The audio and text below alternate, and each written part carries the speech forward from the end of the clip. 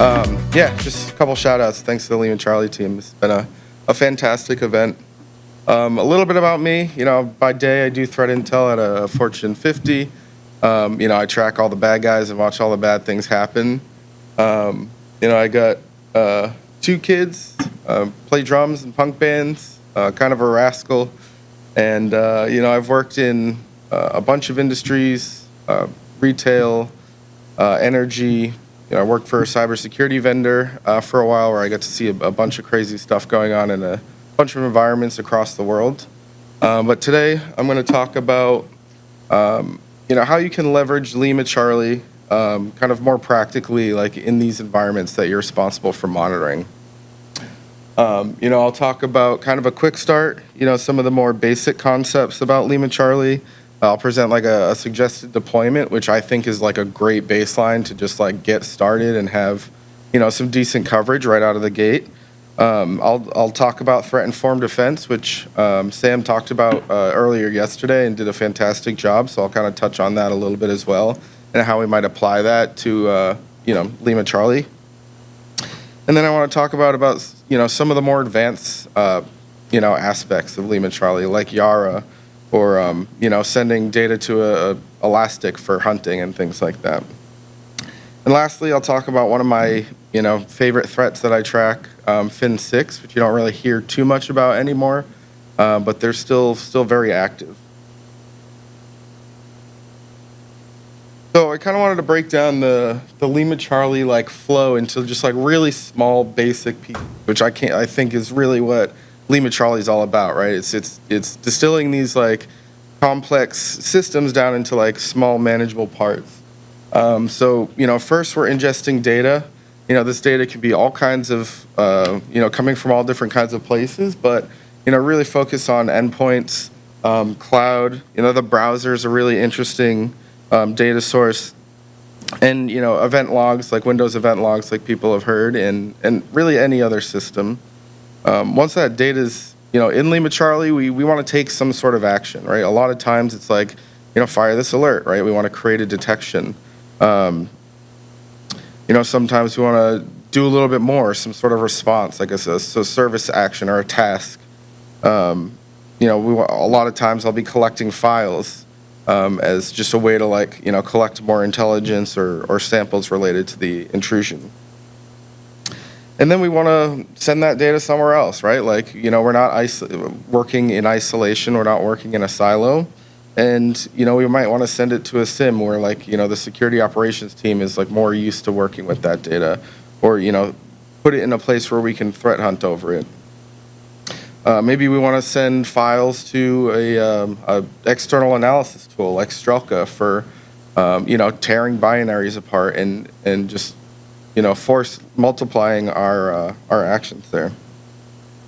And then long-term storage as well is pretty common, right? You get a year in LimaCharlie with Insight, but, there's other requirements or needs for either longer-term storage or just having a backup of all of that.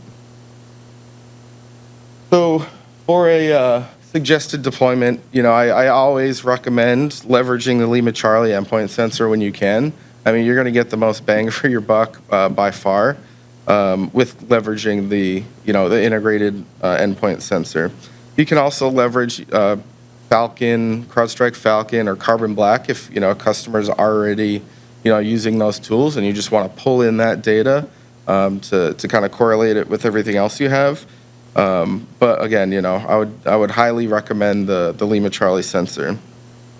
Adding the browser extension when you can. Again, you're just getting a little bit more data about web activity, which is always helpful, especially now, nowadays with phishing kind of taking a little bit of a hit and, malware being delivered via web searches and SEO poisoning and stuff like that. I think the visibility into the browser is ever more important. And then other things from the endpoint like Windows event logs, it's adding a lot more information than LimaCharlie sensor's collecting by itself. So we're just trying to get as much info into LimaCharlie as we can. And then with cloud, I mean, Azure AD is probably one of the most popular, Active Directory environments for smaller to medium-sized businesses.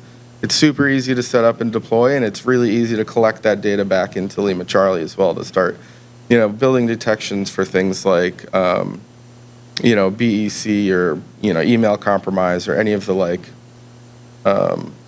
SharePoint compromise and stuff that you're seeing lately. Similarly, with like AWS, Google Cloud, all the infrastructure might be running there, pulling all that data in. And then as far as automation, leveraging Yara is extremely important for a successful defense, in my opinion.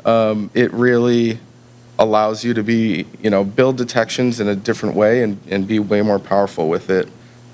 Using Yara rules across live memory is like extremely powerful, in my opinion, and it's been really hard to do without a tool like LimaCharlie. It's not something that's easy to implement. There's a lot of issues with continuously scanning memory, and just being able to do that in a pretty risk-free environment with LimaCharlie is just extremely powerful. And then we can take similar Yara rules and run them against binlib, which is like a new module that collects a lot of the binaries that's seen on your endpoints, right? So you start building a repository of binary files that are seen across your customer environments, and you can constantly hunt across those, right? So, maybe there's a new threat that comes out that you've just become aware of. There's a Yara rule in the report that's provided from a vendor or open source, and you can just start deploying it. You can use binlib to test new Yara rules. It kind of acts as, it's like a private repository, a private virus total for you to use. And then some of the detections, like the Soteria detection rule set is a must, in my opinion. It's just extremely mature. You get to see how they build and maintain those rules. And that is an absolutely fantastic place to start. I mean, most of the time I'm using LimaCharlie in like a lab environment for intelligence collection. And I use it to kind of watch the actions actors take in a simulated environment. And the Soteria rule set has just been amazing for tracking all of those activities. I don't think I've run a sample to date that hasn't set off at least one detection there. So super strong and a great, cheap, easy way to just get started, get a baseline of detections, and then you can start iterating on that or building on that. Same thing with the snap attack rule set. I think they're doing like an augmented Sigma rule package there, where some of those rules might be a little bit further tuned or modified to be just a little bit more accurate. A lot of the add-ons that I recommend is Insight to get that 1-year retention. I mean, regulations, just like having that much data available to you to query on when something big happens, like Log4j or SolarWinds, where you might be going back like 3-6 months and trying to figure out what happened, or if there were connections to the C2, try and understand like what level or what phase of the intrusion did the actor get to before either leaving or being evicted or something. I'm a fanboy of Velociraptor as well. I mean, it's an extremely powerful open source tool that integrates really well with LimaCharlie. So you can really expand your kind of like triage forensics capabilities right from the LimaCharlie ecosystem. You can deploy artifact collections, you can build things on the fly, you can do a lot of remediation through Velociraptor. So it's a fantastic thing to have set up as well. The Atomic Red Team is a great way to test a lot of these detections, right? So make sure your pipelines are working, your data is coming in properly. As you're building detections, you can, like Sam mentioned too, you can build tests to go along with those detections just to make sure everything works, right? Like the last thing you want to do is find out that your customer's been shut off for the last 6 months and they just had an incident. I've been in those situations, worked IRs where like customers have had third-party SOCs and MSSPs, and the pipeline broke down, and there was an incident, and it's just not a good place to be. Replay and responder. I mean, another couple LimaCharlie add-ons that I think are crucial to building a good foundation. Replay allows you to, run these new detection rules you might be creating over past data. So you'll get an idea of, is my rule going to cause an alert flood? Similar to some with the insight, like, what happened 6 months ago when I'm building this new detection? Like, have we ever seen this before? And then the outputs. I mean, I'm a Slack user. I'm in too many Slacks. Getting detections real time in Slack is like my favorite thing in the world. It's something I've wanted in all the tools I've used before, and for whatever reason, it didn't happen until now. And I mean, when I'm running these malware samples, I'll get detections in Slack like before anything else. It's almost immediate. It's crazy how fast it is. So you can get real time, super up to date detections, just like, get a little idea of what's going on, without having to really dive in and log into the platform or wherever you're sending this data. Super powerful. Then I like sending alerts to Elasticsearch, or the events to it, both alerts and events to Elasticsearch. You get a little bit more capability for querying and, building visuals, doing trend analysis. You can get a really good idea about what rules might be causing too many false positives, or things like that by looking at the trending data of your detections over time. And then the artifacts. I mean, in kind of like an intel collection perspective, I use artifact collection a lot because I want to get those samples so I can, send them to my reverse engineers to really tear them apart and build YAR rules for us. And, we can build new detections based on that stuff. So being able to grab artifacts and sending them to like an S3 bucket, or, sending them through a tool like Strelka, like I mentioned before, to, run further YAR rules, collect more metadata about these files, gives you just more and more information to hunt on and more kind of data points to look across in order to find like some of this more hidden bad stuff. So I mean, starting off, this is typically like, how I have my environment set up. And again, like, I haven't run a single piece of malware. I had an actor on my network that hasn't raised detections. So I want to talk about some of these kind of like concepts around threat-informed defense, right? Like, I think we're in a time now where being active in your defense is necessary. I think we're way past the days of setting and forgetting AV and just letting these kind of like black boxes do their magic. We're in a place where we need to understand actors, their motives, what our exposure is, through different technologies. And we really need to understand what they're doing and what, we have and what our customers have that they might want to go after. So the way I think about threat hunting, which might be probably a lot broader than what most people think, but, threat hunting to me is really like any action where I'm just looking to find and evict bad guys on networks, right? That can come from a whole bunch of different kind of inputs. But to me, as soon as we're kind of looking for bad guys and trying to evict them, we're threat hunting. A lot of times threat hunting will come from like information sharing or intel collection, or even as part of incident response. But we see a lot of stuff with a lot of these security researchers that are looking for the next TTP leveraged by an actor, the next vulnerability. And again, to me, all of this is looking for threats, past, present, and future. So with threat-informed defense here, this is kind of my passion. This is how I think about security whenever I'm going into a new incident, trying to build detections for a new threat, anything like that. We really need to focus on adversaries. It's really easy to get overwhelmed by the broad scope of just like how much there is to defend against. You start thinking about 0 days and stuff that you might not even, know exist, and it's just like, it's impossible to tackle everything. So by like focusing on what adversaries are doing, focusing on your risks, what technologies you're using, or your customers are using, what is crucial to their business, to keep running. Like, what is their crown jewels, right? You've heard this before.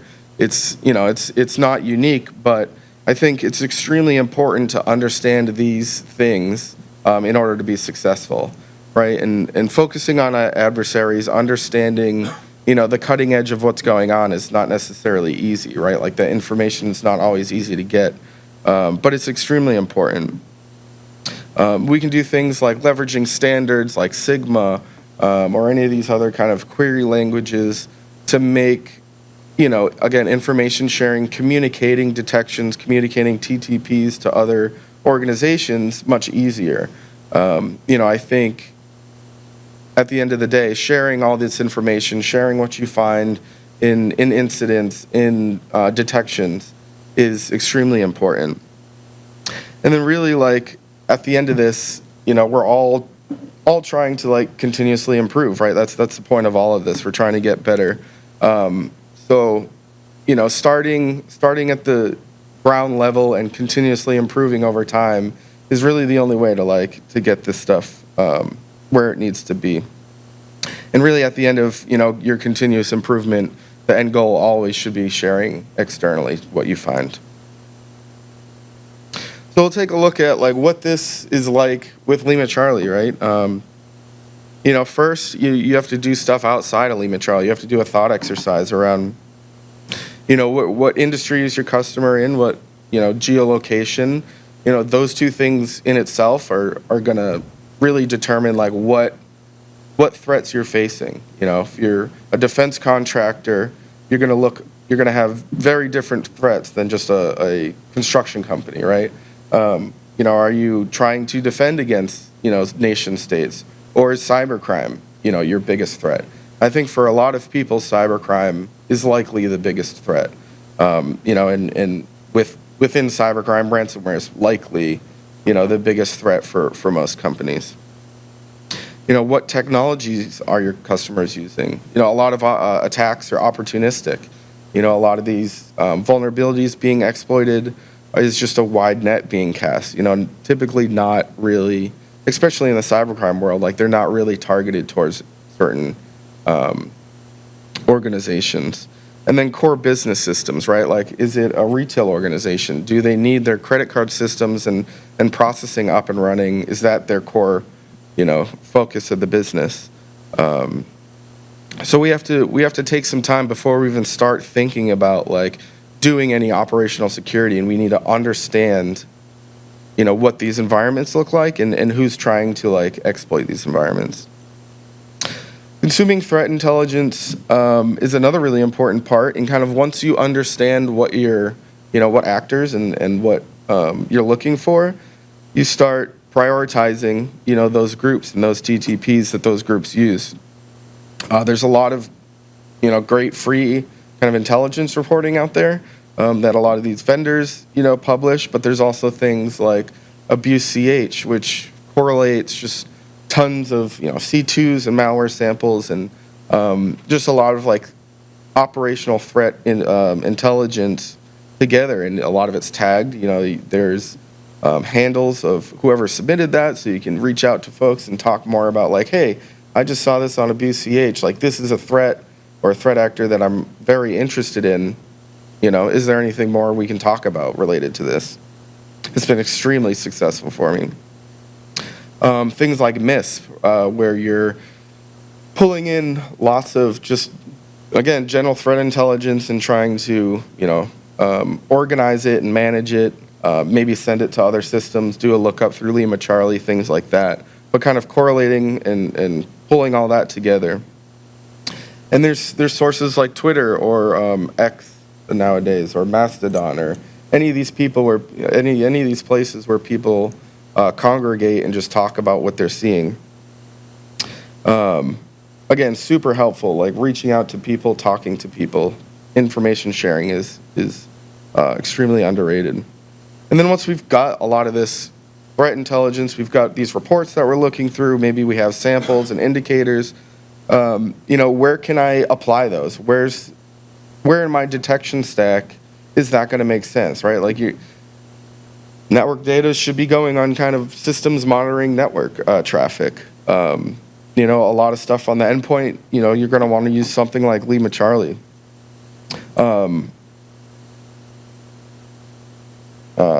Let's see. And then with a lot of those IOCs and kind of this intelligence collection, you can use systems to find your own unique intel based off that, like VirusTotal and a lot of the, you know, even Abuse CH, like I mentioned before, where you can do some analysis, you can pivot, and you can find, you know, more infrastructure, more intelligence.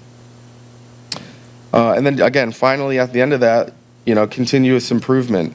We have to manage false positives, right? Like it's going to be impossible for the most part to build a detection right out of the bat that's like production ready, right? Like it's iterative. You go through, you modify the rule. Maybe you find some false positives. You build false positive rules. It's a living cycle that's not really set it and forget it. You know, you need to manage these rules in the future, right? You need to, you know, 2 years down the road, like, does that detection still apply? Has your detection stack changed where, you know, the logic of that rule no longer works correctly? You know, this is all kind of like a living, breathing thing, so you have to keep up with the care and feeding. You know, maybe you need to go through and add MITRE T-codes to like all of your detections now so you can map them. So, you know, really detections should be, you know, at least checked, you know, touched like relatively frequently, again, to make sure everything's working properly. What do we got here? All right, let's get into one of my favorite things, Yara.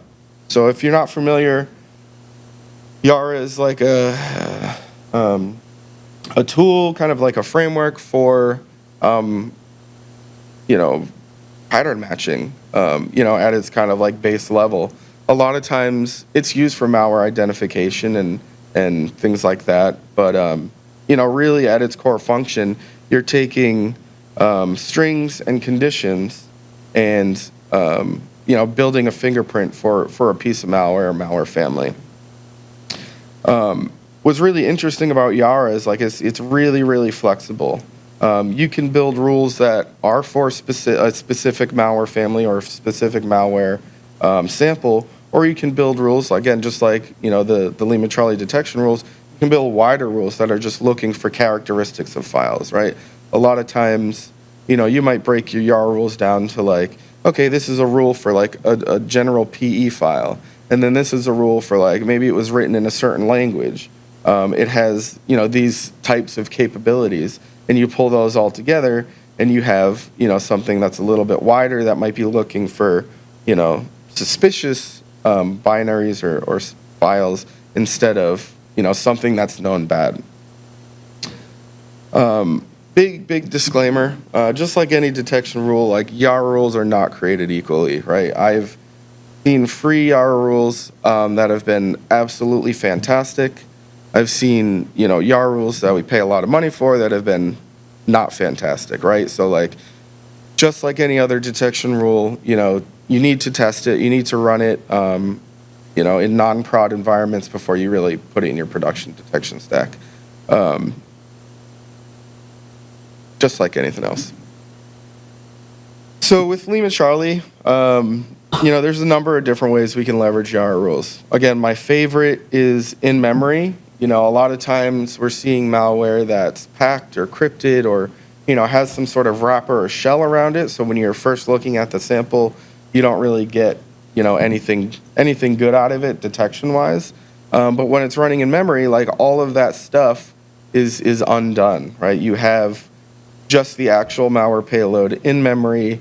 You know, you can have a lot more detection content, and it's much easier to detect on those payloads when they're in memory. You know, you can still go after those files, right? Like not everything is packed, or you can build, you know, detection rules for those hackers and cryptors, you know, those tools that are used to evade AV and stuff like that. And then you can use things like binlib to test your Yara rules before you know, add them to memory scanning or, you know, deploy them in a wider sense. And then one of the more interesting, kind of unconventional uses is network traffic can be scanned with Yara rules. So through like LimaCharlie, we can pull PCAPs on Linux machines. That PCAP can be run through Yara with Yara rules to find even weird traffic, right? Like it might not be the best way to go about that, but again, when you're combating a live attacker, you kind of just use whatever you got and whatever's like readily available. So that's a very valid option. A lot of times malware is going to be sent, over network traffic communication channels. So you can still find malware being sent back and forth in those PCAPs. So again, it's like super high level. But here are some resources that I really like. Nextron Valhalla is a system that is run by Florian Roth, a fantastic source for intel and detection content, right? The creator of Sigma, and all kinds of other stuff that we all use probably. This system has a huge repository of free rules as well as paid rules. But you can also do a lot of pivoting, so it integrates really closely with VirusTotal. You can see the rules that had fired on different samples, and you can, without having a VirusTotal, license, you can get a little bit of that pivoting activity right through the system. So that's definitely something I recommend you check out. The Yara rules repo is an older project that pulls together a bunch of different Yara rules. Again, like your mileage may vary. I wouldn't pull in the whole project and just let it rip. But if you're identifying the threats, that you want to start detecting against, checking places like this Yara rules repo is a good place to start, and you can start pulling out specific rules and testing them there. The Chronicle, Cobalt Strike, and Sliver rule set is absolutely fantastic. This is something that I think everybody should have deployed, immediately. Still go through your testing, but super robust and mature rule set for detecting Cobalt Strike, which is the most popular post-exploitation tool, that's in existence, and then Sliver, which again is kind of like up and coming and starting to get a little bit of that market share. But for a vast majority of actors, running around networks, they're going to be leveraging these two tool sets. A little shout out to Unpack Me. This is a cool place where they have like a search function. You can take your Yara rules, run them against their known good data set. So that's a fantastic way of just testing out your rules again before you deploy them. Run them against a bunch of known good files and see what you get back, right? Ideally, you should get nothing back. And then Reversing Labs, again, a threat intel reverse engineering company who has another set of Yara rules that you can deploy pretty quickly. And to support threat hunting, right? We want to get this data into a place that is extremely easy to query. Has some visualizations, allows us to kind of manipulate the data. So something I recommend and absolutely love is Elasticsearch. You can do short-term storage for your events to have a place where you can kind of operationalize a lot of this data. You can send your detections for monitoring, the performance of your detections for a lot longer, right? Like that data set's going to be a lot smaller, so it's not going to cost you as much to keep that. You can send, a bunch of environments to one index in Elasticsearch, save some queries. You can do a lot in there. So that's something, for a little bit more advanced LimaCharlie usage, I'd recommend taking a look at. Okay, sometimes we're going to want to get more data than what the LimaCharlie sensor, provides, right? Maybe we've got event logs set up. We've got LimaCharlie. We can pull stuff on demand with Velociraptor. But we want to do more continuous monitoring. Sysmon is a fantastic way of doing that, right? That can be deployed and managed through LimaCharlie. We can create configs that are just pulling in the stuff that LimaCharlie, isn't at the moment. So we can pull in, various pipes or like file streams and looking for stuff that's been downloaded through a browser or not downloaded through a browser, WMI events, process tampering. I know, LimaCharlie does some of this, but again, like just extending the capabilities can be pretty simple by creating a config for sysmon that's just like, it's not collecting process creation. It's not collecting, network events because we're already getting that. And then another really interesting one that I learned about last year is RPC firewall. So a lot of actions that are taken for lateral movement, code execution, persistence, privilege escalation is done through RPC. So this tool allows you to, get access to that data, pull it in through the Windows event logs, which LimaCharlie, can collect from along with the sysmon logs, and you're just adding, more data sets on through. So again, if you feel like you're at a good baseline, start adding some more data in and start looking for some more complex threats. And then response actions, right? We need to do something when we find, something going on. We can kill a process pretty easily through LimaCharlie, whether it's automated or manually.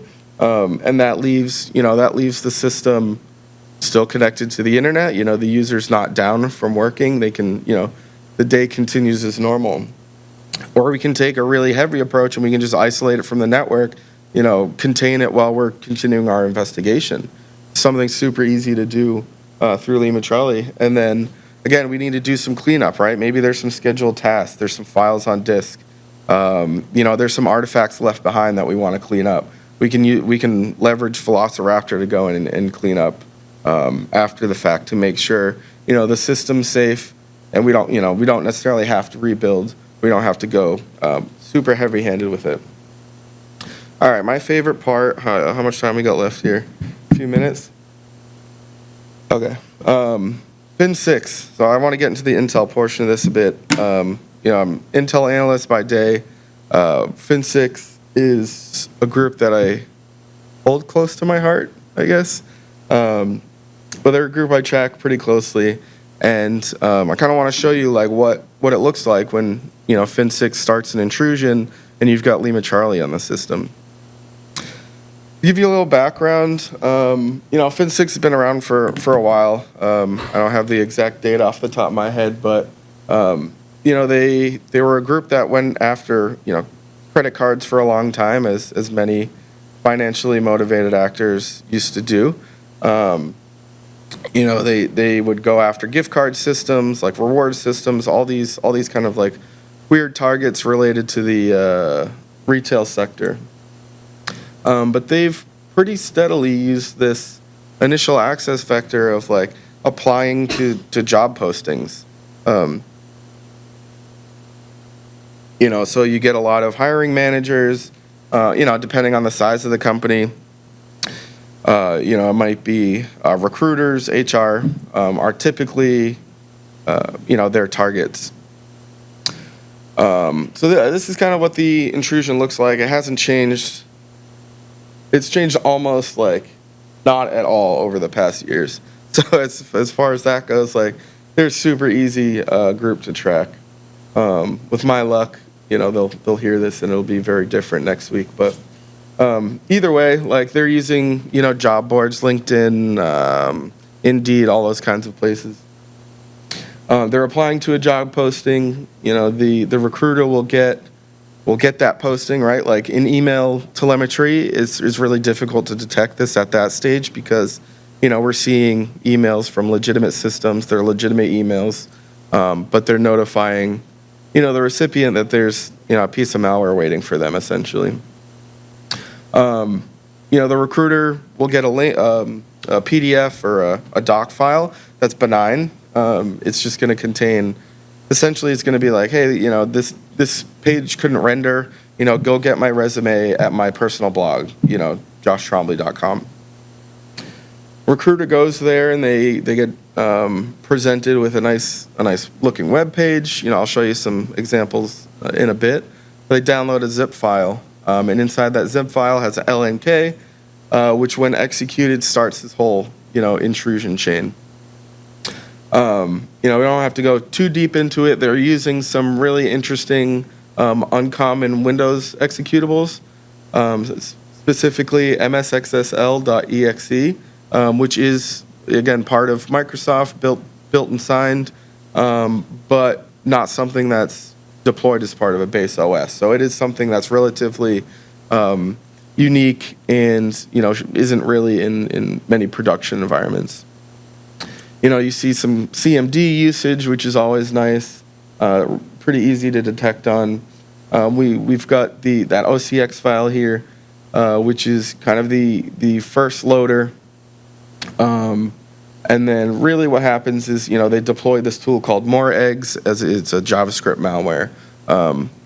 If you really want to dive into this, eCentire has a fantastic blog series on More Eggs, the developers. Bad Bulls Venom is their handle, and the real identities behind this malware tool. So like More Eggs was used by a lot of prolific actors, a few years ago, and really Fin6 seems to be one of the only folks that still use it. But I recommend checking out More Eggs blog post by eCentire if you want to dig in more. They're super interesting. So here on the left, you've got a very recent campaign just the other day. Ronald Brandon wanted to do bad stuff. So this is kind of what you're presented with when you go to the website. You click Download CV, you get presented with the zip file.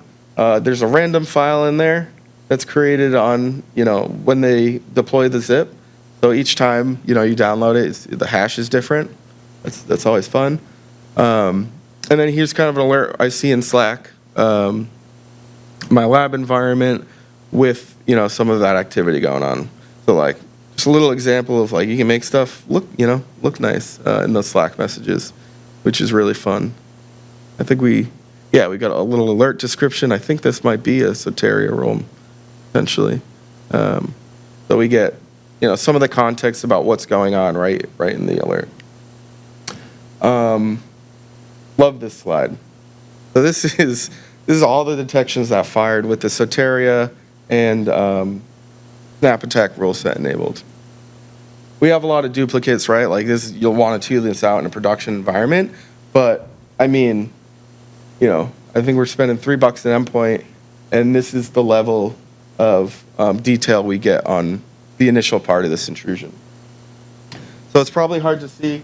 The intrusion starts at the bottom and works its way up, but we see some initial suspicious copies from system directories, right? They're moving Windows executables from their native location to some random spot where they're going to kind of operate out of. What else we got? We got some suspicious regserve 32 activity, which is again a really common technique. A lot of these are high-level detections, right? So they're not specifically for this threat, but they're just identifying, hey, this behavior is weird. Nobody's calling this More Eggs or Fin6 right out of the box. And then we've got some Excel script processing alerts, which are for that MSXSL activity that I mentioned. We start seeing some, as you get to the top, some reconnaissance activity. I mean, in my opinion, the best bang for your buck you can spend detection engineering and like researching is reconnaissance activity. So much of the time an actor's going to land on a box and not know where they are, what privileges they have, where the domain is, so they really have to orient themselves. And although, a lot of that activity can be pretty noisy and it is a little bit of work to tune it for environments, in my opinion, it's something that a vast majority of actors are going to be doing multiple times through an intrusion, especially at the beginning. We see some local accounts discovery, who am I, all good stuff. And then at the end here, we see that they realize they're not anywhere that they want to be, and they start getting rid of some of their stuff. So they've landed, they've oriented themselves. They're not interested, right? Because the environment's not big enough. Maybe they can't figure out where they are. And and that's good, right? So quickly go through the rest of this stuff. We got some files that I pulled off. So this is an artifact. We have rules collecting files from certain locations, right? Common places where malware is stored or actors operate out of. So this is one of the initial scripts that gets executed. We've got some network activity here. We've got MSXSL that we're checking out, with a C2 IP there that we can then take a look at, figure out, again, if we don't know what's going on, right, like that's a great piece to grab and like start searching and figuring out what IP or what C2 that might be related to. We can do some, one of my favorite things is like memory analysis. So we can dump the memory right with LimaCharlie with dumper, grab that, throw it into volatility and start, taking a look at that snapshot, or we can collect it with Velociraptor, whether it's just the process, memory space itself or the whole system's memory. Super flexible for, further analysis in other systems. And then, so this is taking a look at volatility. On the left here, we've got just like the process output. We see MSXSL with the same PID. And then if you take a look at the right, we've got the deobfuscated JavaScript that we pulled from that memory space, and we can see the whole thing in plain text now. So instead of futzing around with trying to deobfuscate the thing, we just pull it out of memory. We can see the version, what the C2 is, and all that stuff. So that's about it for me. I think that's a pretty good, overview of like how you can start leveraging LimaCharlie and building upon, your baseline. Any questions?